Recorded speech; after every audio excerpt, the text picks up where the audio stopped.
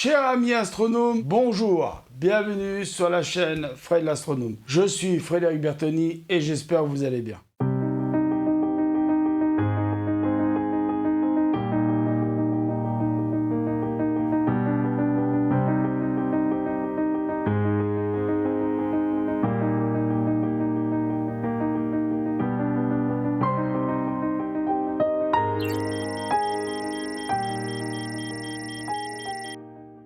Donc voilà, je vous explique un petit peu le concept de la vidéo. C'est une vidéo que je n'ai pas du tout préparée, que je n'ai pas du tout écrit, parce que d'habitude, quand je fais des vidéos ici, dans le studio, enfin dans le studio bureau, normalement, j'écris ma vidéo avant, je prépare tout avant, mais là, vraiment, je me suis dit non, il faut vraiment que tu fasses du spontané, et rien que du spontané, parce que sinon tu seras pas sincère si tu écris ta vidéo. Je vous montre pourquoi j'ai envie de vous parler de quelque chose, d'un sujet, c'est, vous voyez, par rapport à ce magazine, le fameux magazine Ciel et Espace, que tout le monde connaît. Alors celui-là, c'est le août-septembre 2021, numéro 578, avec la belle carte des étoiles offertes à la fin du magazine, comme chaque année. Alors ça, là-dessus, il ne l'oublie jamais. Moi, ce que je voudrais vous parler, c'est surtout de ça. La nuit des étoiles.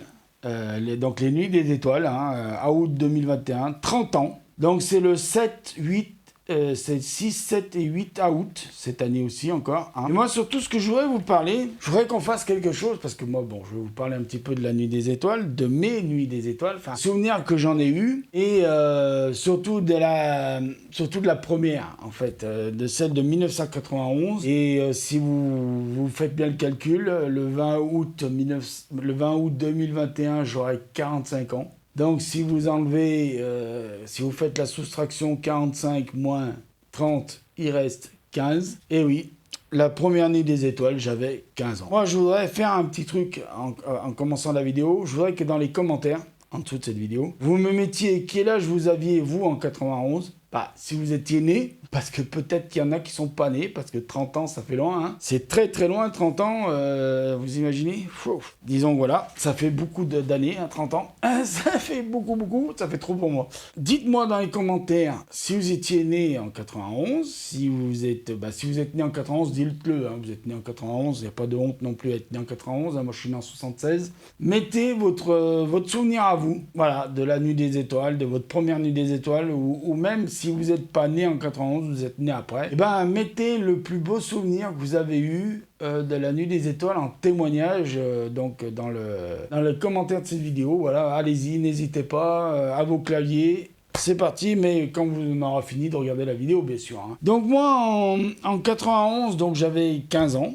J'étais déjà, oui, j'étais ici. J'étais pas encore parti d'ici, parce que je suis parti d'ici pendant un moment. Voilà, pour vivre une vie, voilà, faire les quatre coins du monde. Mais ça, c'est mon petit jardin secret, j'en dirai pas plus là-dessus. Bon, il y a eu l'armée, tout ça. Mais bon, basta, je rentre pas dans les détails. Ça regarde personne.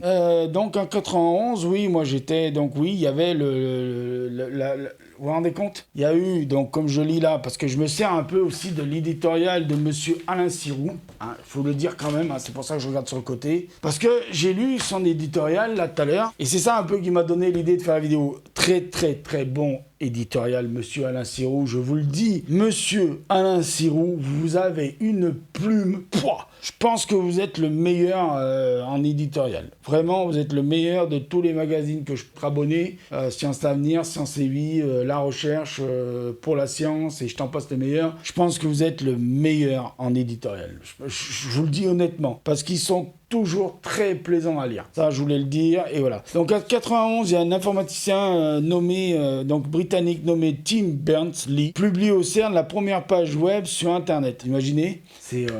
alors, bien sûr, là, je vous lis un peu ce qu'il a mis, lui. Hein. Donc, je dicte ce que monsieur Alain Sirou a écrit.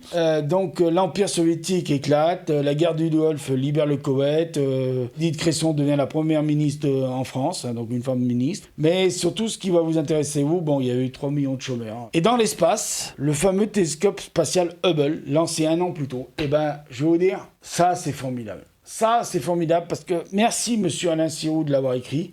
Parce que de toute façon, il ne pouvait pas faire autrement de lancer cette machine merveilleuse de technologie. Télescope dans l'espace, vous imaginez un télescope dans l'espace comme si En fait, le télescope Hubble, c'est le même chose qu'un télescope sur Terre. Vous imaginez, il y a un miroir primaire, il y a un miroir secondaire, il y a des capteurs dedans. Bon, après, il y a toute une électronique avec des caméras, des machines, tout ça. Mais c'est basé sur ce qu'on appelle l'optique Rayleigh chrétien. Imaginez, c'est un truc de malade. Des Rayleigh chrétiens, vous pouvez en acheter vous-même. En étant astronome amateur, vous pouvez acheter un Rayleigh chrétien.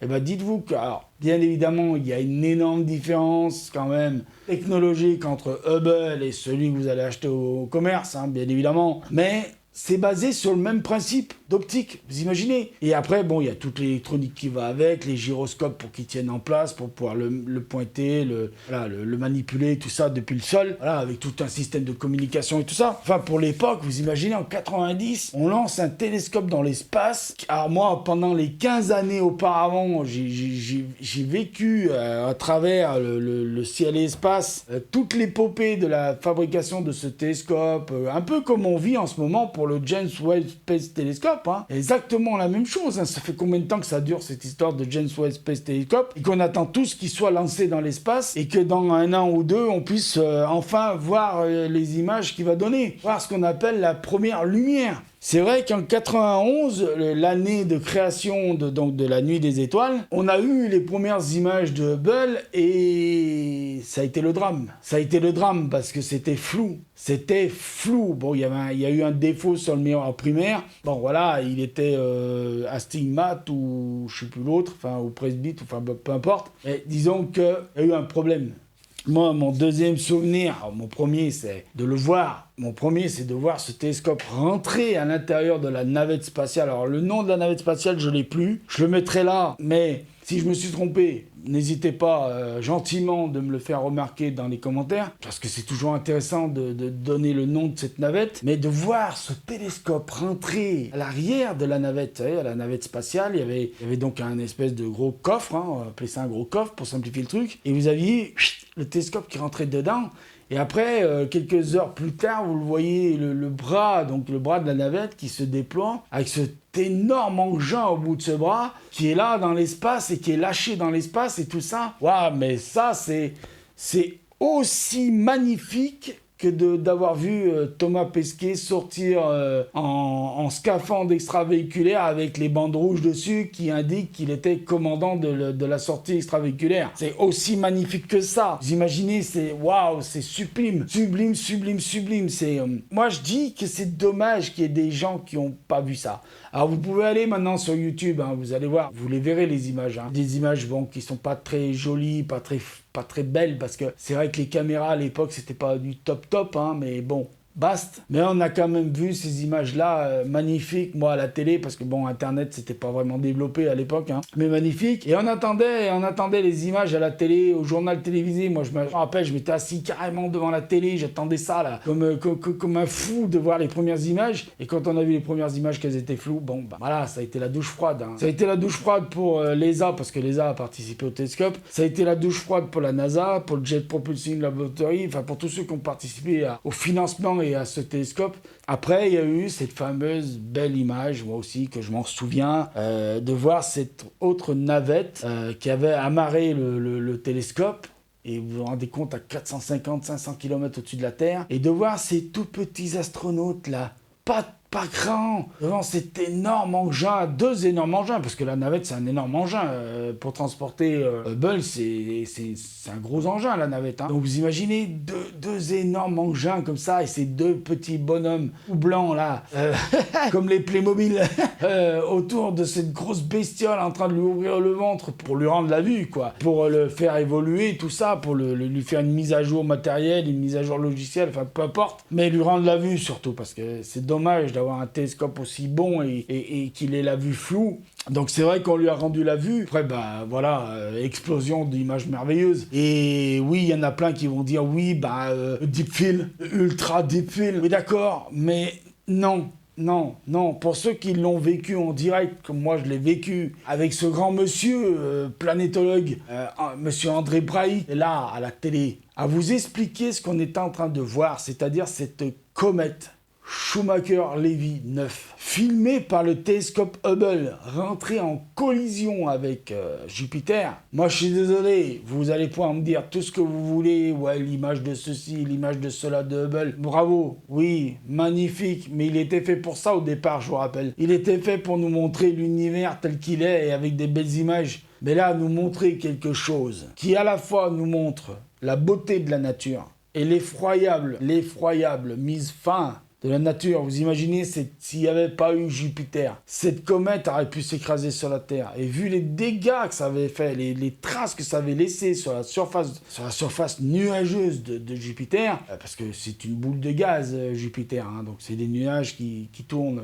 là, qui forment des ouragans et ça forme des vagues et tout ça. Magnifique l'atmosphère de Jupiter, mais quand vous voyez, c'est... Allez voir d'ailleurs, vous tapez 1994, hein, juillet 1994, nous observons en direct la collision de la comète Schumacher-Levy 9. Moi, je vous jure que ça, pour moi, c'est à la fois le souvenir le plus merveilleux et à la fois le souvenir le plus horrifiant. Se dire la puissance parce qu'en plus elle s'était désagrégée, donc il y avait un chapelet elle s'était transformée en une espèce de chapelet de cailloux, boule de glace, de ce que vous voulez, un espèce de long chapelet qui un par un rentrait et puis que vous voyez des explosions qui pour certaines faisaient peut-être 6 fois la taille de la Terre. Vous imaginez 6 fois la taille de la Terre. C'est monstrueux. Et ce grand monsieur André Braille qui nous a quittés trop tôt, qui nous expliquait ça avec un émerveillement et à la fois en étant humble, parce que se rendant compte que la nature, elle est terrible, la nature, elle est belle, mais à la fois elle est terrible, la nature.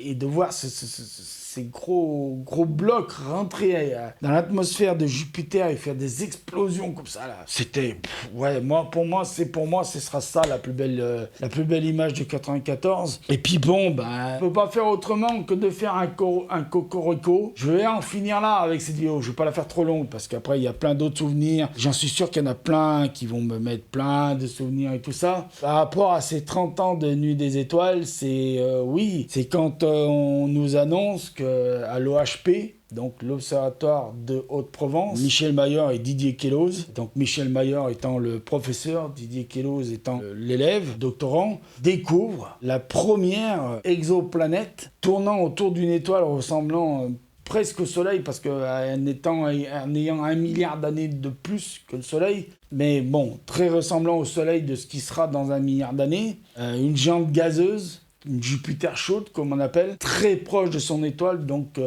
cette étoile, c'est 51 Pégasis. Et forcément, le nom donné à cette planète, à cette exoplanète, a été 51 Pégasis B, une découverte formidable. Et en plus, fait par deux exoplanétologues suisses et sur un instrument français. Voilà, donc cocorico. À ce moment-là, on avait... et ça a sauvé en plus l'OHP. Pour la petite histoire, ça a sauvé l'OHP, ça a sauvé l'Observatoire de Haute-Provence, cette découverte, parce que normalement, il était prévu qu'il soit fermé. Donc ça a quand même sauvé l'observatoire. Même le dire, c'est pas anodin. C'est tout ce que je peux à peu près. Ça va être trop long. Si je vous raconte tous mes souvenirs de 30 ans, ça va être beaucoup trop long. Mais je veux pas trop vous prendre la tête à faire des vidéos longues là-dessus. Moi, ce que je vous propose, et comme je vous l'ai proposé en début de vidéo, mettez-moi vos souvenirs dans les commentaires, vos plus beaux souvenirs à vous de ces 30 ans de Nuit des Étoiles.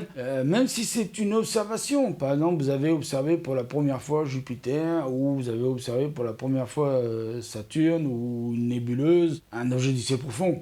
Peu importe, avec tel ou tel instrument, peu importe aussi. Voilà, mettez en commentaire avec, je sais pas, je vous demande pas de faire 100 lignes non plus, mais quelques lignes avec le ressenti, en essayant de faire passer un peu votre ressenti, votre émotion de ce moment-là. Parce que partager la passion de l'astronomie, c'est aussi partager ses émotions, son ressenti. D'accord ? Donc, c'est un petit exercice dur que je vous demande peut-être pour certains, que c'est un petit exercice d'écriture qui demande à se mettre à nu. Cette année, nous allons, oui, j'espère, pouvoir fêter les 30 ans. Donc, pour faire un petit peu de pub encore à Ciel et Espace, alors, ils ne sont pas au courant. Je ne suis pas sponsorisé par Ciel et Espace. Je ne suis pas sponsorisé par l'Association française d'astronomie, je vous le dis. Juste que je suis un passionné et j'adore leur magazine. Je vous le remontre. Voilà, le fameux Ciel et Espace. Avec le néanmoins très très bon Et ils sont tous bons, mais là, très très bons hors série. Faut faire de la pub pour ce hors série, parce que ce hors série mérite d'être vu, d'être entendu, d'être lu par des milliers de personnes. Parce que voilà, enfin, un magazine qui a osé le faire, sortir un hors-série. Donc c'est Ciel et Espace hors-série, c'est le HS40, donc de juillet-septembre 2021. Fake news dans le ciel, une histoire des canulars et des complotismes. Hein. Alors il y a quelques sujets, hein, Terre plate, Roswell, pourquoi c'est faux, les mythes de la pleine lune, reportage chassé, les infox des écoles. Voilà, donc c'est une initiative donc de l'univers de l'association française d'astronomie, donc de l'AFA, qui font ça justement pour aider dans les écoles. Alors oui, parce que ça a été fait normalement pour les élèves. Donc ils le disent hein, ici.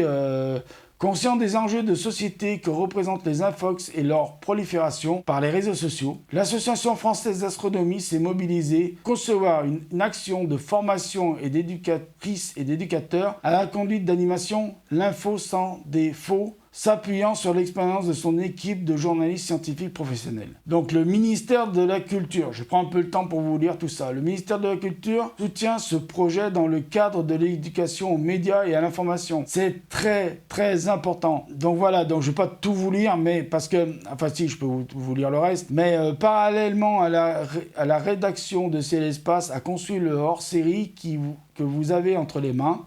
Pour aller plus loin encore, nous avons décidé de diffuser gratuitement ce numéro dans 1000 classes, notamment durant la semaine de la presse et des médias dans les écoles, en mars 2022, mais il nous semblait qu'ensemble, nous pouvions faire plus. C'est pourquoi nous avons lancé une opération de financement participatif pour étendre la distribution de ce hors-série à plus d'une classe encore. Donc c'est pour ça que moi, j'en ai deux, parce qu'il y en a un, je l'ai reçu en tant qu'abonné, et l'autre, je l'ai reçu parce que j'ai donné 9,50 €, c'est ce que je pouvais donner moi financièrement, je ne pouvais pas donner plus, hein, je suis désolé, mais j'ai porté ma petite contribution parce que je trouvais ça normal que j'y participe. Et je prends le temps pour faire un peu plus de pub parce que comme c'est les 30 ans de la Nuit des Étoiles, et je trouve que c'est très important ce qu'ils ont fait là. Moi, j'adore ce qu'ils ont fait là. C'est super ce qu'ils ont fait là. Donc, alors, je veux quand même vous donner le résultat quand même. Votre contribution fut exceptionnelle. Ainsi, ce sont 3191 classes qui recevront ce numéro. Nous adressons nos plus chaleureux remerciements à chacun des 411 contributeurs et contributrices. J'en fais partie, mais je ne fais pas partie de la liste. Parmi eux, certains ont eu une contribution décisive, c'est-à-dire qu'il y en a qui ont fait des dons beaucoup plus que donc les 9,50 € que j'ai fait en dons, et qui sont ici, là, en bas. Ils sont tous nommés ici. Voilà, donc félicitations à ceux qui apparaissent là dans la liste. Bravo à vous, parce que grâce à vous et grâce à vos dons super magnifiques et super... je voulais le faire, parce qu'il faut les remercier, ces gens-là, parce que bon, moi, au-delà de mes 9,50 €, c'est pas grave. Je pouvais pas faire plus. Mais bon, je me suis dit, 9,50 €, Fred, si ça peut au moins, ne serait-ce n'en envoyer qu'un seul dans une classe, c'est déjà bien, c'est déjà très bien. Et à les informer sur les vraies informations. Je voudrais lancer un petit message, je sais que la vidéo elle est un peu plus longue que prévu, mais je voudrais lancer un petit message. Faites attention à la télévision, à la presse écrite, à Internet et autres médias, faites très attention à ce que vous entendez. Ayez l'information sur plusieurs sources différentes. Moi, c'est ce que je fais. Pourquoi je regarde le journal télévisé ? Pourquoi je regarde Internet? Pourquoi je regarde les médias? Pourquoi j'ai la presse écrite? Et je continue à recevoir de la presse écrite. Et je continuerai toute ma vie à recevoir de la presse écrite parce qu'il faut se tenir à la presse écrite. C'est parce que je ne me contente pas d'avoir une source d'information. Pour vraiment avoir la vraie information. Je ne suis pas journaliste. Mais pour avoir la vraie information, il faut avoir plusieurs sources d'information. C'est comme ça qu'on évite de tomber dans le piège de la Terre plate, des Roswell et de toutes ces conneries-là. D'accord? Donc ça, j'applaudis l'initiative de... Et hier, j'avais fait un jeu sur Facebook. Et je vais en finir là avec la vidéo. J'avais fait un jeu hier sur Facebook où j'ai été un petit peu déçu parce que personne n'a voulu participer au jeu. Parce que comme j'en avais deux, j'en offrais un gratuitement à quelqu'un qui aurait pu ne pas avoir la chance d'être abonné à Ciel et Espace. Maintenant, c'est trop tard, j'ai éliminé le jeu. C'est pas grave. Je verrai comment je ferai si un jour je rencontre quelqu'un de la Loire, d'ici, qui n'a pas la chance d'être abonné à Ciel et Espace. Et ben je me ferai un plaisir de lui l'offrir en main propre. En attendant, je vous remercie de m'avoir écouté sur cette très longue vidéo. Je vous dis, restez informés, mais informez-vous avec plusieurs sources d'informations. Je vous remercie de m'avoir écouté, je vous remercie de me soutenir et je vous dis, prenez soin de vous, mettez l'œil à l'oculaire, profitez-en, la vie, elle est courte. Profitez de chaque jour pour faire de l'astronomie, pour votre passion, que ce soit autre que l'astronomie. Et je vous aime, je vous embrasse, merci pour votre soutien, à ciao pour de nouvelles vidéos.